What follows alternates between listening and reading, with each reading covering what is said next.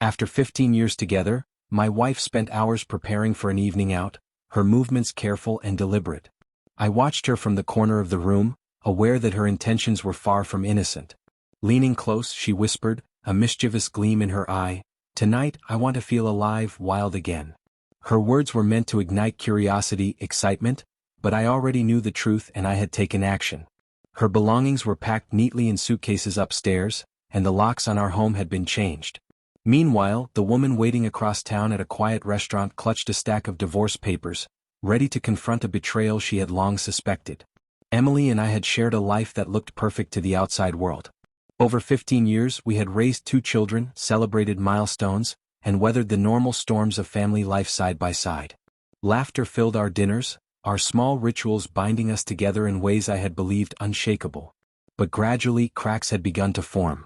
Late nights out, secretive phone calls, and the soft glow of her screen in the darkness hinted at something hidden. The closeness we had cherished faded, replaced by silence and distance. I noticed the subtle changes immediately, the way she dodged questions, how her answers grew vague, her sudden, obsessive attention to her appearance. Every detail whispered that something was wrong.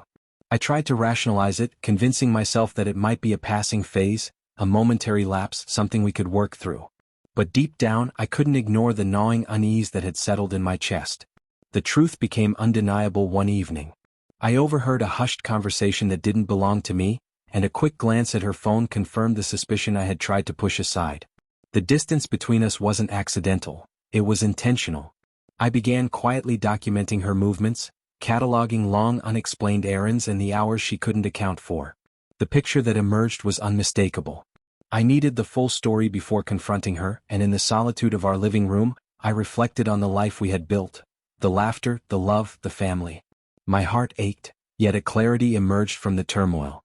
Acting in haste would only make things worse. I needed a plan. That plan came with a revelation. The man she was meeting was married as well. This detail sparked an idea. Instead of confronting Emily alone, I reached out to his wife, knowing that together we could expose the entire deception. Our conversation was tense yet oddly relieving. We were both wounded, both aware of the betrayal that had unfolded quietly around us. Together, we agreed to confront our partners at the restaurant where the illicit meeting was meant to occur. Upstairs, Emily was oblivious, absorbed in her preparations, unaware of the storm I had orchestrated. I packed her belongings into the suitcases, each item a silent testament to a life that had once been ours. Then I changed the locks on every door, ensuring she would return to a home that no longer belonged to her. Each turn of the key was a quiet assertion of my resolve to protect myself and our children from further hurt. The night unfolded with a precision that felt almost cinematic. Her lover arrived first, expecting romance, only to be met by his furious wife brandishing divorce papers, her voice cutting sharply through the murmur of the restaurant. The evening he had imagined as intimate and passionate became an unmissable spectacle. Moments later, Emily entered, anticipation bright in her eyes, only to find her fantasy dissolving in an instant. Embarrassment and shock replaced the excitement she had sought so eagerly. Back at home, I remained calm, watching as frantic messages and desperate apologies began arriving on my phone. I ignored them all.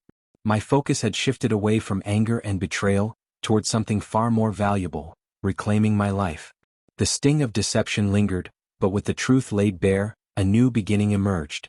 This wasn't about revenge, it was about dignity, closure, and refusing to let anyone else dictate my happiness. 15 years of marriage had ended, but what followed was infinitely more precious. The freedom to rebuild, unburdened, and chart a future on my own terms. I realized that sometimes, the hardest trials forge the strongest resolve, and the pain of betrayal can become the catalyst for a life reclaimed.